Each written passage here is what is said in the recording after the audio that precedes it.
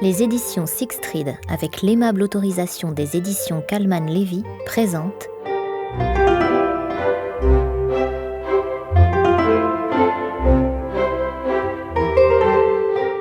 Péché mortel de Donna Leon, interprété par Renaud Bertin.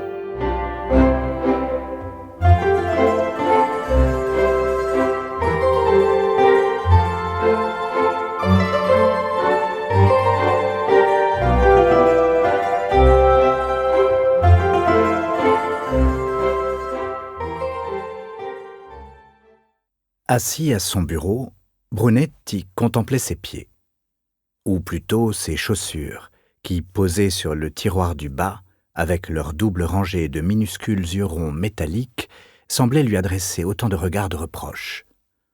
Il avait occupé tout son temps, depuis une bonne demi-heure, soit à étudier l'armoire de bois sur le mur en face de lui, soit, quand il était las de cet examen, à admirer ses chaussures.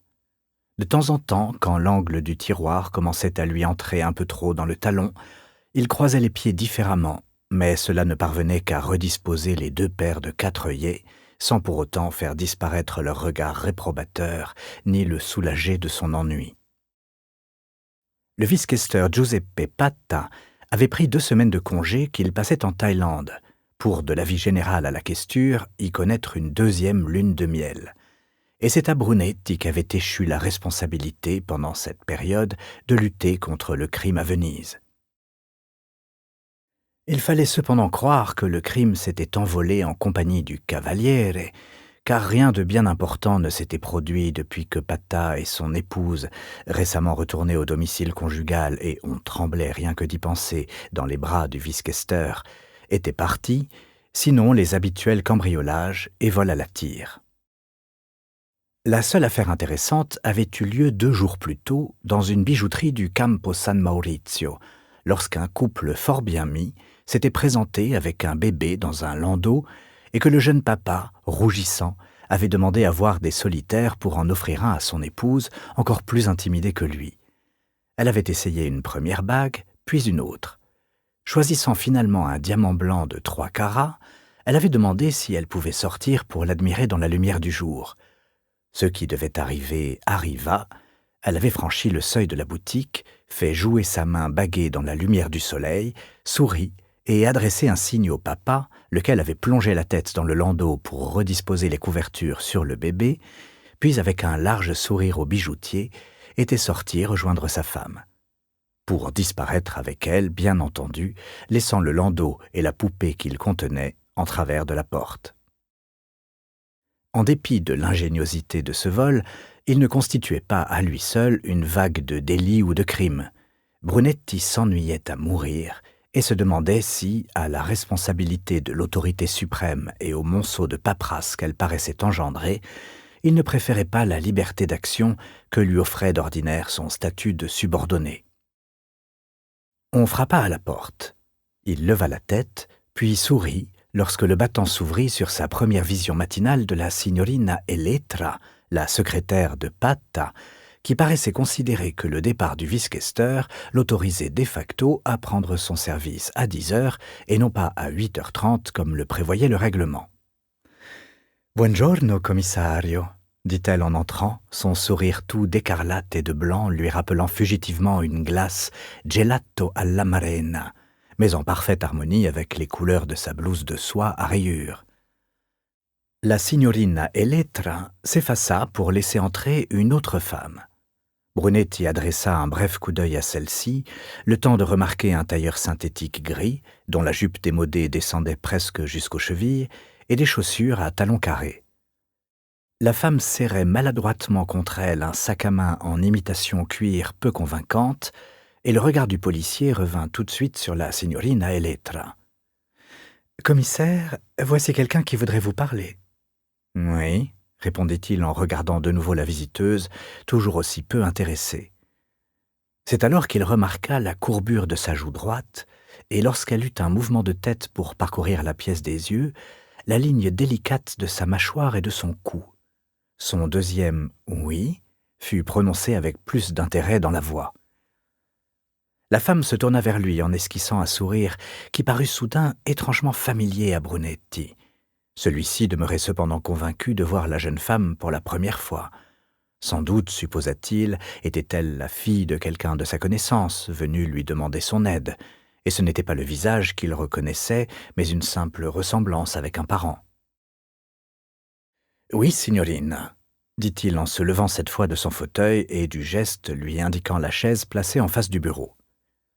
La femme eut un bref coup d'œil en direction de la signorina Elettra, qui lui adressa le sourire qu'elle réservait à ceux que l'idée de se trouver à la questure rendait nerveux. La secrétaire marmonna quelque chose sur le travail qui l'attendait et quitta le bureau. La femme passa devant la chaise pour s'y asseoir en rabattant sa jupe. Elle était mince, mais se déplaçait sans grâce, comme si c'était la première fois de sa vie qu'elle portait autre chose que des talons parfaitement plats. Brunetti savait d'expérience qu'il valait mieux ne rien dire et attendre, en arborant une expression calme et intéressée, qu'un silence prolongé pousse l'interlocuteur à prendre la parole. Il en profita pour la regarder une première fois, puis une deuxième, en essayant de comprendre pourquoi ses traits lui étaient aussi familiers. Il y cherchait la trace d'une ressemblance, à moins que la jeune femme n'ait été vendeuse quelque part et qu'il ne la reconnaisse pas parce qu'elle n'était plus derrière son comptoir dans un environnement familier. En tout cas, se dit-il, si elle travaillait comme vendeuse, ce n'était sûrement pas dans une boutique touchant de près ou de loin à la mode. Son ensemble lui faisait une silhouette horriblement carrée, un style qui n'existait plus depuis au moins 10 ans. Quant à sa coupe de cheveux, elle avait été faite avec si peu de soin que ses courtes mèches inégales ne la qualifiaient même pas pour être déclarée à la garçonne. Pas la moindre trace de maquillage sur son visage. Mais au troisième coup d'œil qu'il lui jeta, il se rendit compte qu'au fond, elle était déguisée ainsi, ce qu'elle dissimulait étant sa beauté. Elle avait de grands yeux sombres, très espacés, avec des cils si longs et fournis qu'ils n'avaient pas besoin de rimel. Les lèvres étaient pâles, mais pleines et douces. Le nez droit, étroit et légèrement arqué avait quelque chose, il ne trouva pas d'autre mot, de noble. Et sous les cheveux taillés à la diable, il y avait un front haut et sans rides. Si Brunetti prenait conscience de la beauté de la jeune femme, il n'arrivait pas pour autant à établir son identité. Elle le fit presque sursauter lorsqu'elle dit soudain « Vous ne me reconnaissez pas, commissaire, n'est-ce pas ?» Jusqu'à sa voix qui lui était familière, mais elle aussi était déplacée. Il se creusa en vain la tête, n'arrivant qu'à une seule conclusion, la personne qu'il avait devant lui n'avait rien à voir avec la questure ou avec son travail. « Non, je suis désolé, signorina, je n'y arrive pas. Je sais simplement que je vous connais et que ce n'est pas le lieu, ici, où je me serais attendu à vous voir. » Il lui sourit, un grand sourire qui lui demandait de comprendre la situation embarrassante dans laquelle il se trouvait. « J'imagine que la plupart des personnes que vous connaissez n'ont de toute façon rien à voir avec la police, » répondit-elle avec un sourire signifiant qu'elle plaisantait et comprenait sa confusion. « En effet, rares sont mes amis qui viennent ici de leur plein gré, et jusqu'ici, aucun n'a été obligé de venir de force. » C'est lui, cette fois-ci, qui sourit pour montrer qu'il savait aussi plaisanter sur sa fonction, avant d'ajouter « Heureusement ». « C'est la première fois que j'ai affaire à la police », observa-t-elle en parcourant de nouveau la pièce des yeux, comme si elle craignait que, du coup, il lui arrive quelque chose de désagréable. « La plupart des gens n'ont jamais affaire à la police. »« Oui, je suppose. » Elle gardait les yeux baissés sur ses mains. « Avant, j'étais immaculée. »« Je vous demande pardon ?» fit Brunetti, complètement pris de court, se demandant brusquement si cette jeune femme avait toute sa raison. « Suor immacolata » ajouta-t-elle, levant un bref instant les yeux vers lui pour lui offrir ce sourire qu'il avait vu si souvent rayonner sous le voile blanc amidonné de sa tenue de religieuse. Le nom rétablit les choses et résolut l'énigme. La coupe de cheveux se comprenait, de même que sa façon gauche de porter ses vêtements de ville. Brunetti avait eu conscience de sa beauté dès qu'il l'avait vue dans la maison de repos où, depuis des années, sa mère trouvait tout sauf le repos. Mais la nature des vœux religieux et l'habit long et austère qui en était le reflet avaient créé autour d'elle une sorte de tabou, si bien qu'il n'avait noté sa beauté que comme celle d'une fleur ou d'une œuvre d'art, en esthète, pas en homme. Mais à présent, cette beauté venait éclairer la pièce, en dépit de tout ce que son attitude maladroite et sa tenue ridicule faisaient pour la cacher. Suor Immacolata avait disparu de la maison de retraite 1 an auparavant environ, et Brunetti, désespéré de voir à quel point sa mère souffrait de l'absence de la religieuse, qui avait eu le plus de bonté pour elle, n'avait rien pu apprendre, sinon qu'elle avait été transférée dans une autre des maisons de retraite dont son ordre avait la charge.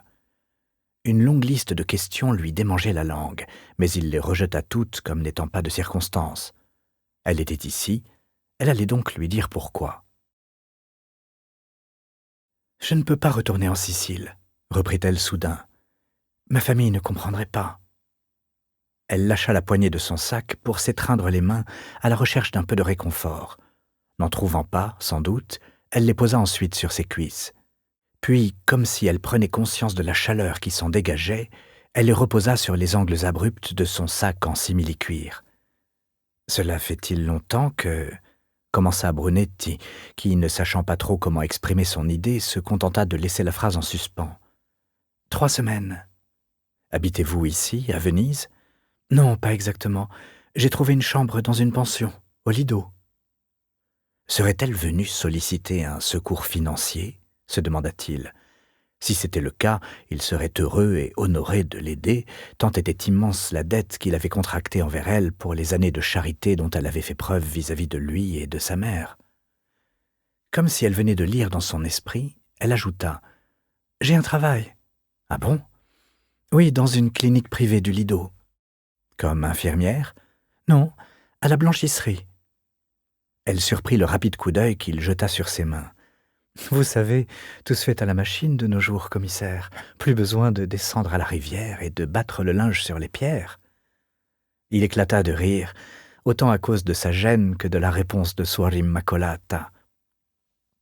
Du coup, l'atmosphère devint plus légère, et il se sentit libre de dire « Je suis désolé que vous ayez dû prendre cette décision. » Naguère, il aurait ajouté « Suor Immacolata », mais il ne savait pas comment il devait l'appeler à présent. Avec l'habit avait disparu le nom, et il ignorait tout de son identité civile. « Je m'appelle Maria, » dit-elle. « Maria Testa. » Telle une cantatrice s'interrompant pour suivre l'écho d'une note qui marque un changement de tonalité, elle s'arrêta, comme si elle écoutait la résonance de son nom.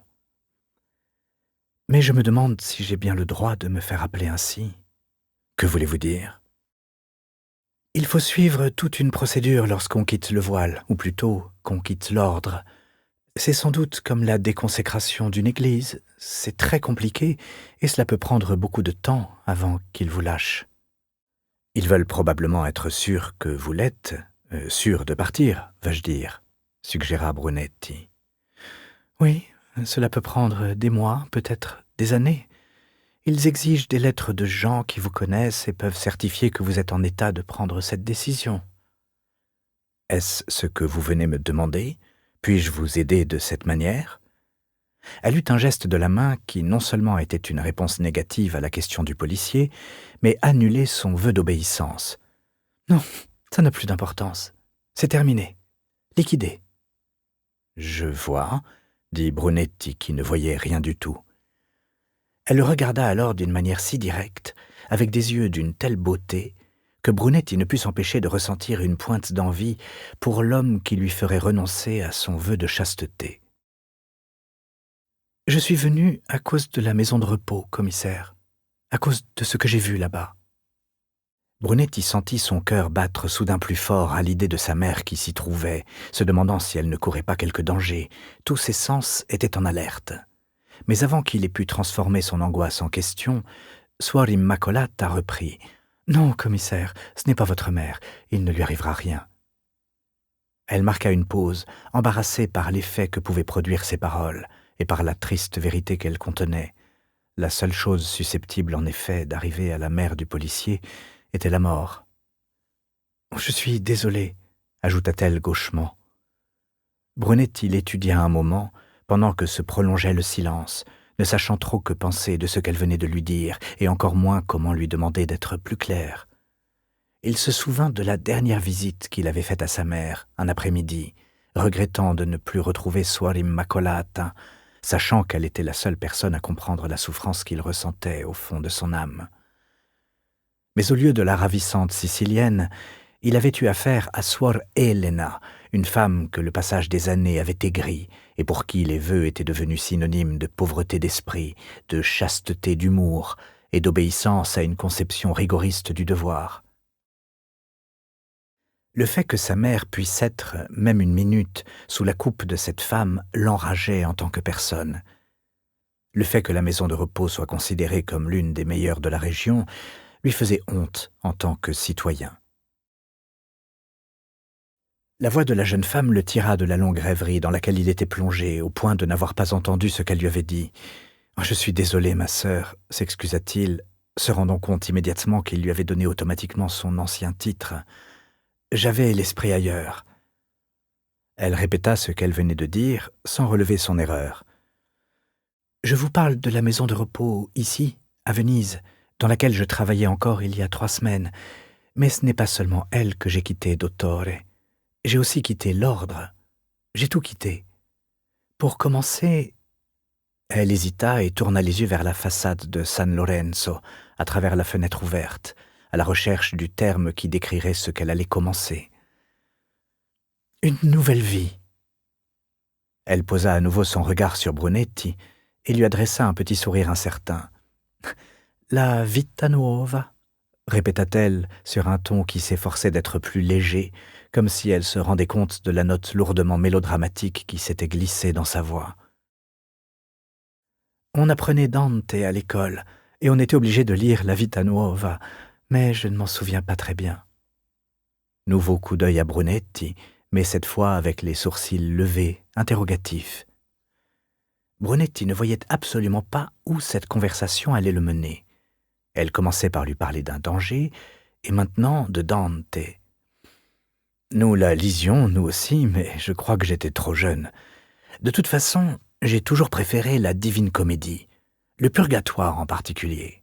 « Comme c'est étrange », dit-elle avec un intérêt qui pouvait être réel ou seulement une tentative pour retarder le moment des confidences. « C'est la première fois que j'entends quelqu'un dire qu'il préfère ce livre. Pourquoi ?» Brunetti se permit un sourire. Je sais que, à cause de ma profession de policier, les gens s'attendraient plutôt à ce que je préfère l'enfer. Les méchants y sont punis et non que ce qu'ils méritent aux yeux de Dante. Mais je n'ai jamais aimé le caractère définitif de ces jugements, ni toutes ces épouvantables souffrances pour l'éternité. Elle ne bougeait pas sur son siège, le regardant, attentive à ce qu'il disait. J'aime le purgatoire parce qu'il y a la possibilité que les choses changent. Pour les autres, que ce soit au paradis ou en enfer, tout est fini. C'est là qu'ils seront pour toujours. « Vous croyez cela ?» demanda-t-elle. Brunetti comprit qu'elle ne parlait plus de littérature. « Non. Même pas en partie ? Vous voulez savoir si je crois qu'il y a un paradis ou un enfer ?» Elle acquiesça, et il se demanda si un reste de superstition ne l'empêchait pas d'exprimer ses doutes. « Non, je n'y crois pas. » Rien alors ? Rien. Après un très long silence, elle dit « C'est bien sinistre. » Comme il l'avait si souvent fait depuis le jour où il avait pris conscience que telle était sa conviction, Brunetti haussa les épaules. « Je suppose que nous finirons par le savoir, » dit-elle, mais d'un ton qui s'ouvrait à toutes les possibilités, sans sarcasme, sans rejet catégorique. Brunetti eut de nouveau envie de hausser les épaules, car c'était une discussion à laquelle il avait renoncé depuis des années alors qu'il était encore à l'université, ne voulant plus s'occuper de gamineries, de spéculations qui l'agaçaient, impatient de vivre.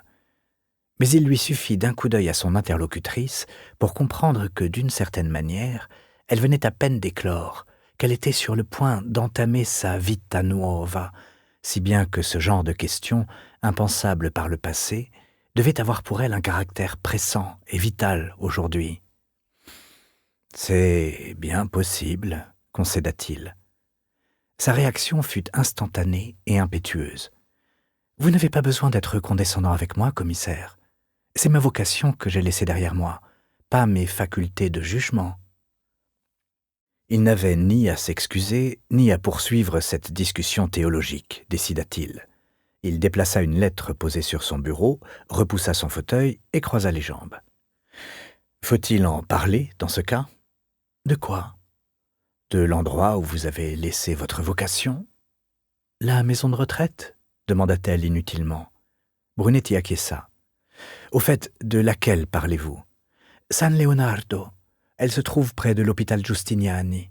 L'ordre y fournit une partie du personnel. » Il remarqua qu'elle se tenait assise les genoux serrés, les pieds posés bien à plat l'un contre l'autre.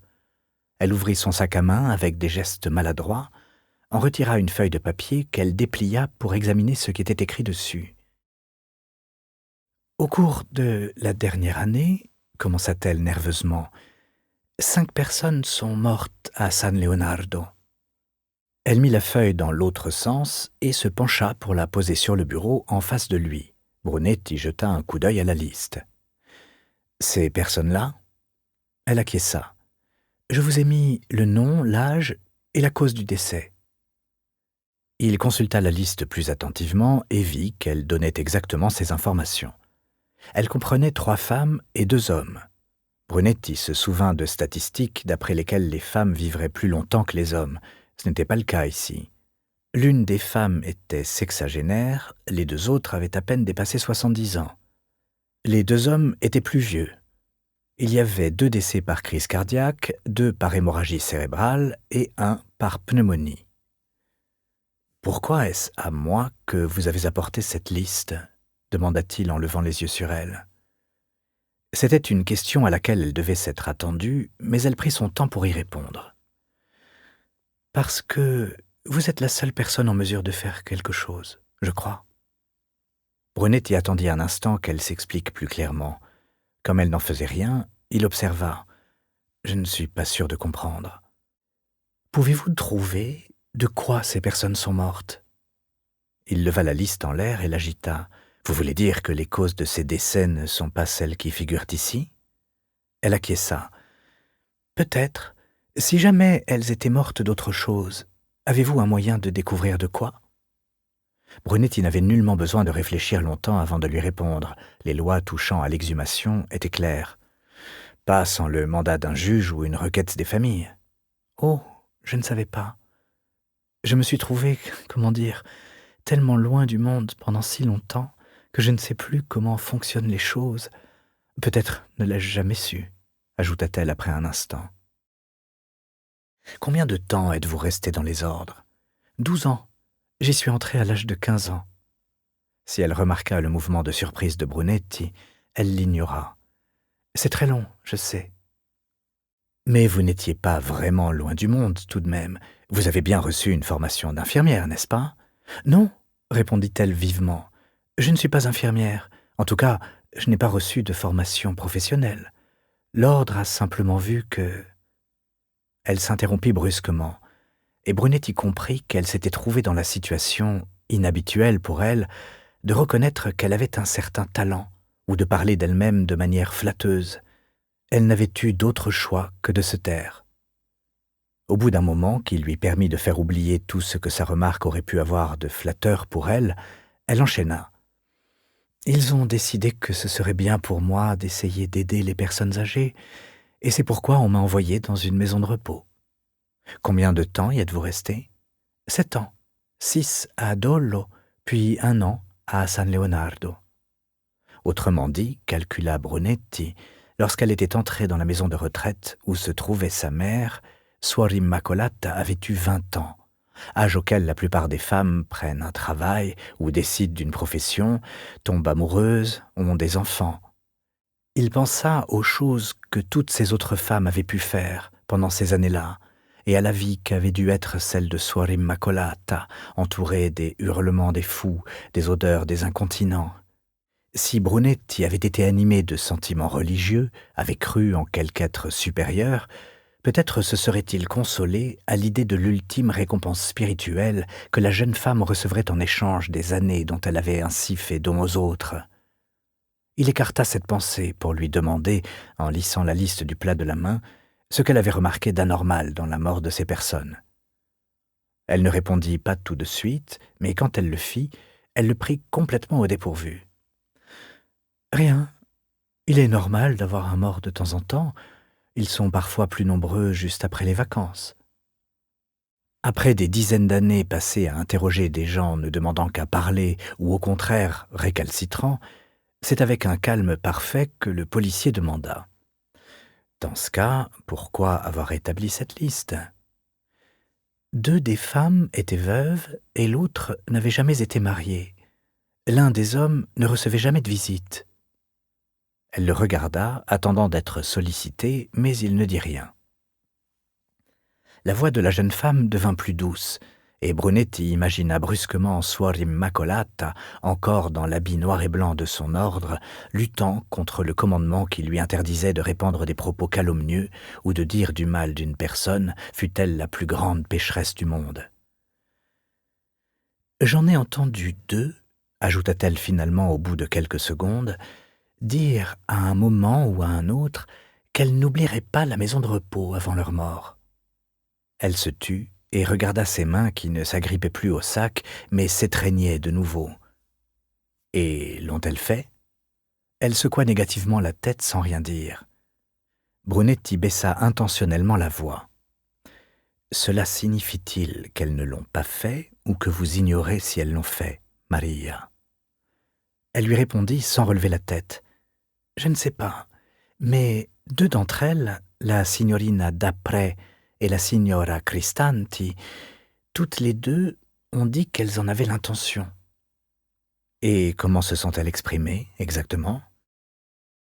La signorina Dapre a dit un jour après la messe « Il n'y a pas de quête quand le padre Pio dit la messe pour nous, disait la messe pour nous. » Soudain consciente de cette confusion des temps qu'entraînait le fait d'avoir quitté les ordres, elle s'arrêta.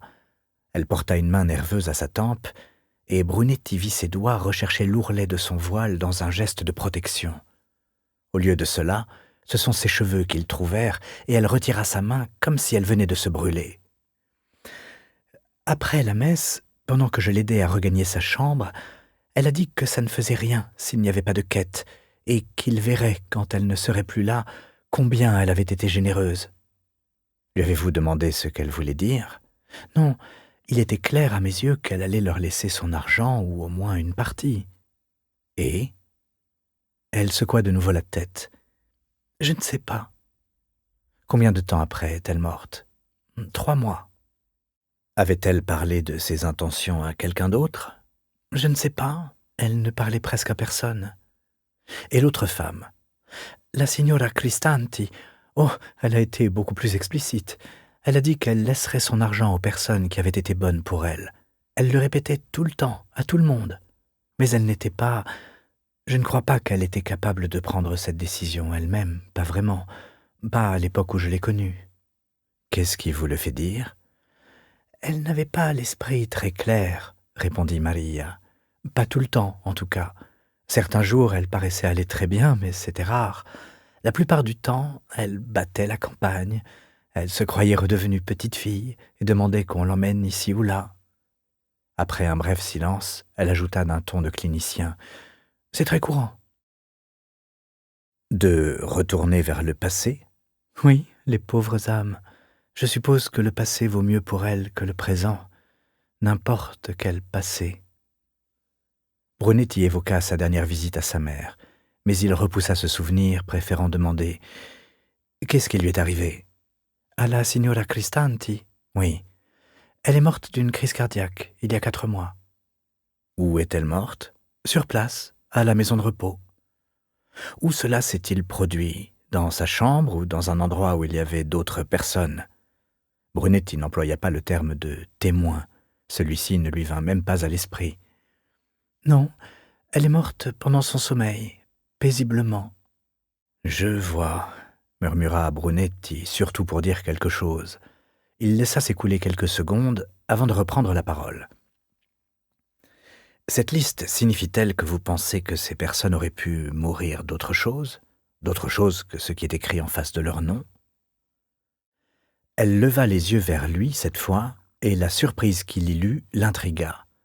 Pour qu'elle eût fait une démarche aussi difficile que de venir le voir, c'était forcément qu'elle en comprenait les implications. De toute évidence, afin de gagner du temps, elle répéta « D'autres choses ?» Comme Brunetti gardait le silence, elle ajouta « La signora Cristanti n'avait jamais eu de problème cardiaque jusque-là. » Et les autres personnes de la liste mortes de crise cardiaque ou d'hémorragie cérébrale? Le signor Lerini avait un passé de problème cardiaque, c'est tout. Brunetti consulta de nouveau la liste. La troisième femme, la signora Galasso, elle n'avait jamais eu d'ennui de santé auparavant? Au lieu de répondre, elle se mit à faire glisser un doigt le long du bord supérieur de son sac, machinalement. « Maria », dit-il, marquant un temps d'arrêt pour lui donner le temps de relever la tête, ce qu'elle fit au bout de quelques instants. « Je sais qu'il est très grave de porter de fausses accusations contre son voisin. » Elle sursauta, comme si elle entendait le démon lui citer la Bible. « Mais il est important de protéger le faible et celui qui est incapable de se protéger lui-même. » Brunetti ne se souvenait pas si ces prescriptions figuraient dans la Bible, il estimait en revanche qu'elles auraient dû s'y trouver. Comme elle ne réagissait pas, il demanda « Vous comprenez, Maria ?» Elle s'obstina dans son silence. « Êtes-vous d'accord ?»« Bien sûr, je suis d'accord, » répondit-elle d'une voix tendue. « Mais si je me trompe, si tout cela est le fruit de mon imagination, si rien n'est arrivé à ces personnes. » Dans ce cas, vous ne seriez probablement pas venu me voir, et vous ne porteriez pas ce genre de vêtements. À peine les mots étaient-ils sortis de sa bouche qu'il se rendit compte du sens péjoratif qu'ils pouvaient prendre, alors qu'il faisait simplement allusion à sa décision de quitter le voile et non au manque d'élégance de sa tenue. Il repoussa la liste de côté et, dans un équivalent verbal de ce geste, changea de sujet de conversation. « Quand avez-vous décidé de quitter les ordres ?» Aurait-elle attendu cette question qu'elle n'aurait pas répondu plus vite. « Après avoir parlé à la mère supérieure, » répondit-elle, sa voix s'étranglant un peu à l'évocation de ce souvenir. « Mais j'avais tout d'abord parlé à Padre Pio, mon confesseur. » « Pouvez-vous me rapporter ce que vous leur avez déclaré ?»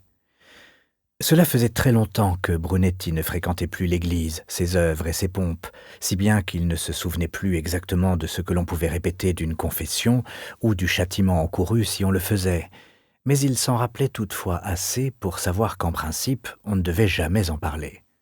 « Oui, je crois que oui. » « Est-ce le même prêtre que celui qui disait la messe ?»« Oui. Il est membre de notre ordre, mais il ne réside pas sur place. Il vient 2 fois par semaine. »« D'où ?»« De la maison mère, ici, à Venise. Il était aussi mon confesseur dans l'autre maison de repos. » Brunetti vit qu'elle ne demandait pas mieux que d'entrer dans les détails afin de gagner du temps. Il demanda donc « Que lui avez-vous dit ?» Elle ne répondit pas tout de suite, et Brunetti imagina qu'elle évoquait la conversation qu'elle avait eue avec son confesseur. « Je lui ai parlé des personnes qui étaient mortes. » Elle s'arrêta là-dessus et détourna le regard. Lorsqu'il se rendit compte qu'elle n'allait rien ajouter, il demanda « N'avez-vous pas donné d'autres précisions? Ne lui avez-vous pas parlé de leur argent, de leurs intentions ?» Elle secoua la tête. « Je ne savais pas tout à ce moment-là, c'est-à-dire, ça ne m'était pas venu à l'esprit, je n'avais pas fait le rapprochement. J'étais simplement très troublée par ces décès, et c'est tout ce que je lui ai dit, que ces personnes étaient mortes. » « Et que vous a-t-il répondu ?» Elle le regarda de nouveau. « Qu'il ne comprenait pas.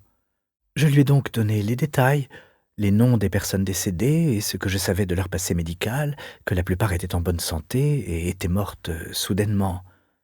Il m'a écouté attentivement et m'a demandé si j'étais bien sûre de ce que j'avançais. » D'un ton désinvolte, elle ajouta « Les gens d'ici, parce que je suis sicilienne, croient que je suis une idiote. » Ou une menteuse. Brunetti l'observa un instant, se demandant si cette remarque contenait un reproche ou un commentaire indirect de son propre comportement, mais il lui sembla que non. J'ai l'impression qu'il trouvait ça tout simplement impossible à croire. Ensuite, comme j'insistais, disant que tant de morts n'était pas normal, reprit-elle, il m'a demandé si je me rendais compte du danger qu'il y avait à colporter ce genre de bruit, du risque de calomnie. Je lui ai répondu que oui, et il m'a suggéré de prier pour être éclairé. Elle s'arrêta. Et ensuite, je lui ai dit que j'avais prié pendant des jours. Il m'a alors demandé si je me rendais compte de ce que je sous-entendais, de l'horreur que c'était. Elle s'interrompit de nouveau pour faire une parenthèse. Il était choqué. Je crois qu'il n'arrivait pas à imaginer une telle possibilité. Le Padre Pio est un homme très bon. Il vit dans un autre monde. Brunetti dut retenir un sourire en entendant cette remarque sortir de la bouche d'une personne qui venait de passer 12 ans dans un couvent. Que s'est-il passé ensuite ? J'ai demandé à parler à la mère supérieure. L'avez-vous fait ? Il a fallu 2 jours, mais elle m'a finalement reçu un après-midi, après les vêpres. Je lui ai tout répété, comment ces personnes âgées étaient mortes. Elle n'a pas pu me cacher sa surprise. J'étais contente, car cela signifiait que le Padre Pio ne lui avait rien dit. J'espérais bien qu'il ne dirait rien, mais ce que je lui avais raconté était si terrible, je me demandais... Sa voix mourut. Et alors ? Elle a refusé de me laisser parler. Elle a dit qu'il n'était pas question pour elle d'écouter de tels mensonges, que ce que je disais ferait du tort à l'ordre. Et elle m'a dit, elle m'a donné l'ordre, au nom de mon vœu d'obéissance, de garder un silence complet pendant 1 mois. Cela signifie, si j'ai bien compris, que vous avez dû rester 1 mois sans adresser la parole à quiconque ? Oui. Mais, et dans votre travail, n'étiez-vous pas obligé de parler aux patients ? Je n'étais pas avec eux. Comment ça ? La mère supérieure m'a ordonné de rester tout le temps dans ma cellule, sauf quand je devais aller à la chapelle. Pendant 1 mois ? 2. Quoi ? 2, répéta-t-elle. À la fin du 1er mois, elle est venue me voir dans ma cellule et m'a demandé si les prières et la méditation m'avaient montré le droit chemin. Je lui ai dit que j'avais prié et médité, c'était vrai, mais que j'étais toujours troublée par cette série de décès. Elle a refusé de m'écouter et m'a ordonné de reprendre mon silence. L'avez-vous fait ? Elle acquiesça. Et ensuite, j'ai passé la semaine suivante en prière, et c'est à ce moment-là que j'ai commencé à me souvenir de tout ce que les gens m'avaient dit, et de ce que la signorina Dappré et la signora Cristanti m'avaient confié concernant leur héritage. Avant ça, je faisais tout pour ne pas penser à cette histoire, mais après, je ne pouvais plus m'empêcher de tout me rappeler. Brunetti songea à la quantité de choses dont elle avait pu se souvenir, après plus d'1 mois passé dans la solitude et le silence. Qu'est-il arrivé à la fin du 2e mois ? La mère supérieure est revenue dans ma cellule et m'a demandé si j'avais retrouvé la raison. Je lui ai répondu que oui, et d'une certaine manière, c'était vrai, je suppose. Elle se tut et adressa à Brunetti un petit sourire nerveux et malheureux. Et alors ? C'est là que je suis parti. Parti ? Juste comme ça ? Brunetti pensa aussitôt aux détails pratiques, les vêtements, l'argent, les transports, les mêmes détails bizarrement que ceux des prisonniers sur le point d'être libérés. L'après-midi même, je suis sorti avec les visiteurs. Personne n'a eu l'air de trouver ça bizarre, personne n'y a fait attention. J'ai demandé à une des femmes qui partait si elle pouvait me dire où m'acheter des vêtements. Je n'avais sur moi en tout et pour tout que 17 000 lire. Comme elle s'arrêtait une fois de plus, Brunetti lui demanda « Et vous a-t-elle renseigné ?» Son père était l'un de mes patients, et elle me connaissait. Elle et son mari m'ont invité à venir chez eux pour dîner. Je n'avais nulle part où aller, alors j'ai accepté. Ils habitent au Lido. Et ensuite ? Sur le bateau, je leur ai expliqué la décision que j'avais prise, sans parler des raisons qui m'y avaient poussé. Je ne suis pas sûre que je les connaissais moi-même, et je me demande même si je les connais à présent. Je ne voulais pas calomnier l'ordre, ni la maison de repos. Ce n'est pas ce que je fais en ce moment, n'est-ce pas ? Brunetti, pas trop sûre de la réponse, secoua néanmoins la tête et elle poursuivit son récit.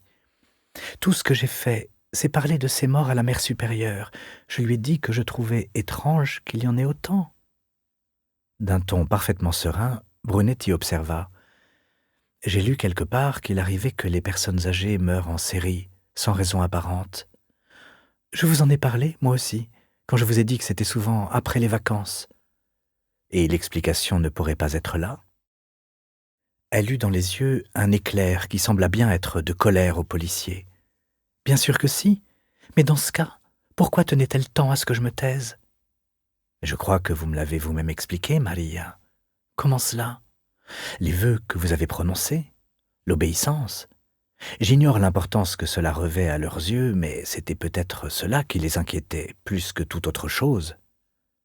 Elle ne réagit pas à cette observation. Pensez-vous que ce soit possible? Comme elle ne répondait toujours pas, il demanda « Et qu'est-ce qui s'est passé ensuite, avec ces personnes du Lido ?»« Oh, elles ont été très bonnes pour moi. Après le dîner, la dame m'a donné quelques-uns de ses vieux vêtements. Elle écarta les mains pour montrer l'ensemble qu'elle portait. J'ai logé chez eux pendant la première semaine, puis ils m'ont aidé à trouver ce travail à la clinique. Mais n'avez-vous pas eu besoin de papier pour être engagé? Elle secoua la tête. Ils étaient tellement contents de trouver quelqu'un qu'ils n'ont pas posé la moindre question. Mais j'ai écrit dans la ville où je suis né pour demander qu'on m'envoie des copies de mon certificat de naissance et une carte d'identité. Si je dois retourner dans la vie civile, je suppose que j'en aurai besoin. Où les avez-vous fait adresser? À la clinique? Non, au domicile de ces personnes qui m'ont aidé. Elle avait dû percevoir la note d'inquiétude dans la voix de Brunetti, car elle demanda « Pourquoi me posez-vous la question ?»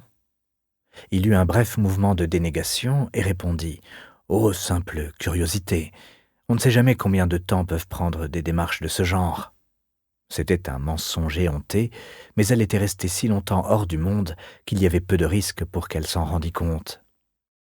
« Êtes-vous encore en contact avec quelqu'un de la maison de repos ou de votre ordre? »« Non, avec personne. »« Savent-ils où vous êtes parti? » Elle secoua la tête.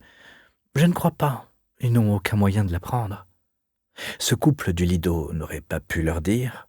Non, je leur ai demandé de n'en parler à personne, et je crois qu'ils l'ont fait. Puis elle se souvint de l'inquiétude qu'il avait déjà manifestée.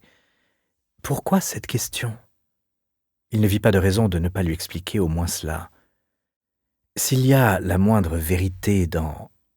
À ce moment-là, il se rendit compte qu'il n'était pas sûr du tout du nom qu'il fallait donner à la démarche de Maria. Il ne s'agissait certainement pas d'une accusation, tout au plus d'un commentaire sur une coïncidence. Il s'y prit autrement. À cause de ce que vous venez de me raconter, il serait plus prudent de n'avoir aucun contact avec les gens de la maison de repos.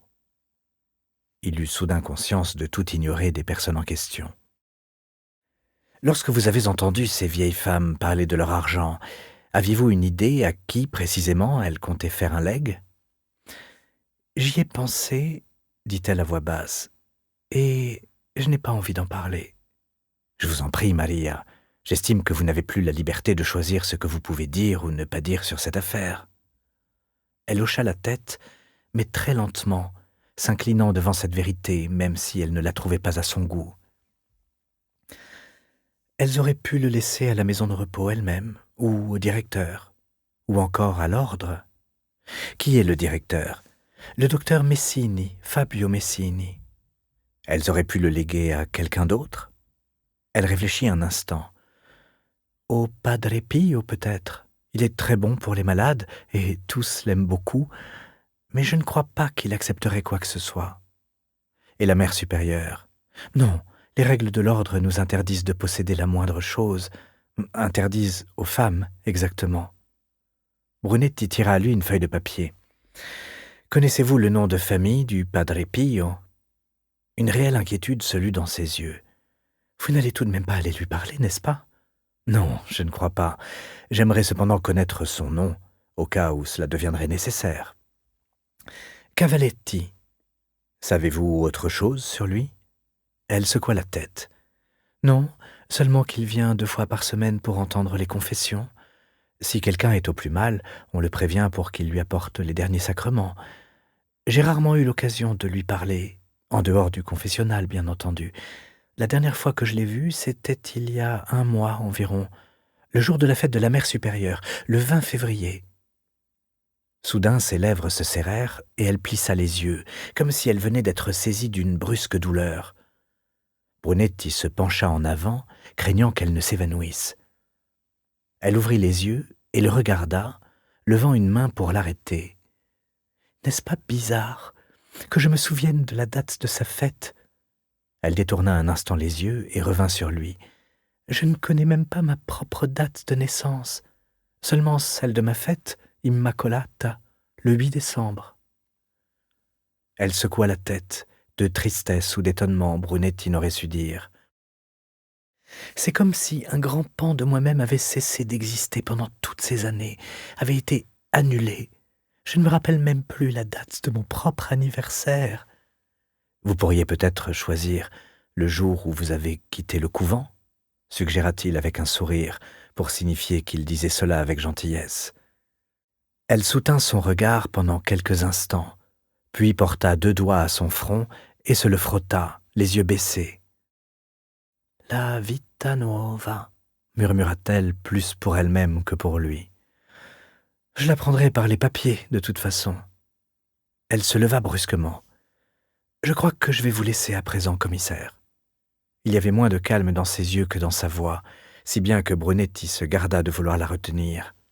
« Pouvez-vous me donner le nom de la pension où vous êtes descendu ? » « La Pergola. »« Au Lido ? » ?»« Oui. »« Et celui des gens qui vous ont aidé ? » ?»« Pourquoi le voulez-vous ? » demanda-t-elle, une réelle inquiétude dans la voix. « Parce que j'aime bien savoir les choses, » répondit-il honnêtement. « Sassi, Vittorio Sassi, via Morosini au 11. »« Merci. » Il ne nota pas ces informations.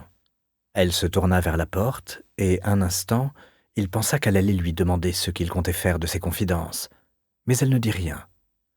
Il se leva alors et fit le tour de son bureau, espérant au moins lui ouvrir la porte, mais elle fut plus rapide que lui. Elle tourna la tête, lui adressant un dernier regard, sans sourire. Puis elle quitta la pièce.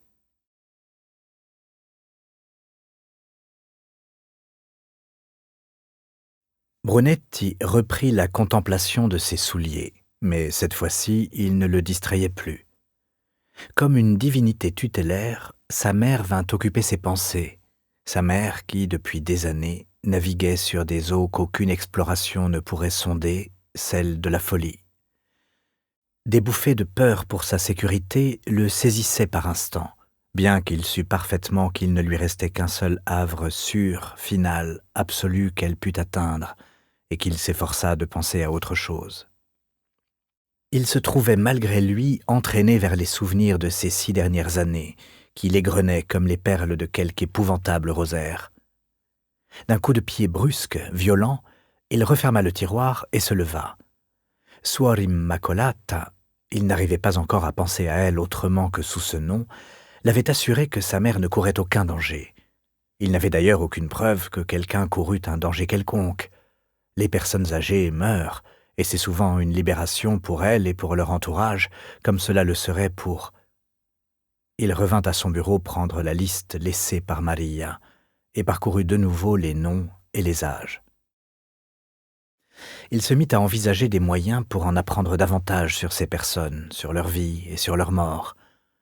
Suor Immacolata avait aussi inscrit la date des décès, ce qui pouvait le conduire au certificat de décès de la préfecture, première étape dans un labyrinthe bureaucratique qui finirait par aboutir à des doubles de leur testament. Impalpable. Il fallait que sa curiosité fût impalpable, comme l'air, que ses questions fussent aussi délicates que le contact d'une moustache de chat. Il tenta de se rappeler quand il avait pu dire à Suor Immacolata qu'il était commissaire de police. Peut-être lors d'un de ces longs après-midi, pendant lesquels sa mère le laissait la tenir par la main, mais seulement si la jeune femme qui était sa préférée restait dans la chambre avec eux. La mère de Brunetti était capable de garder le silence des heures durant, fredonnant un air sans mélodie pour elle-même, et il fallait bien qu'ils se disent quelque chose, la religieuse et lui. Comme si l'habit qu'elle portait l'avait amputé d'une partie de sa personnalité, Suor Immacolata ne lui avait jamais rien confié sur elle-même, pour autant qu'il s'en souvenait en tout cas, si bien que c'était en de tels moments qu'il avait dû lui dire ce qu'il faisait, désespérant de trouver un sujet de conversation pour donner un minimum de contenu à ces heures interminables et confuses. Elle l'avait écouté, et elle s'était souvenue de ce qu'il avait dit, si bien qu'elle était venue le voir 1 an plus tard, pour lui confier son histoire et ses peurs. Quelques années auparavant, il aurait trouvé difficile, voire impossible, que les gens puissent faire certaines choses. Il avait jadis cru, ou peut-être s'était-il efforcé de croire, qu'il y avait des limites aux vices humains. Peu à peu, à force d'être confronté à des exemples de crimes toujours plus horribles, à force de voir jusqu'où pouvaient aller certains pour assouvir leurs diverses passions malsaines. Nous espérons que vous avez apprécié cet aperçu. Pour continuer à écouter ce livre audio sur Google Play Livres, utilisez le lien dans la description de la vidéo.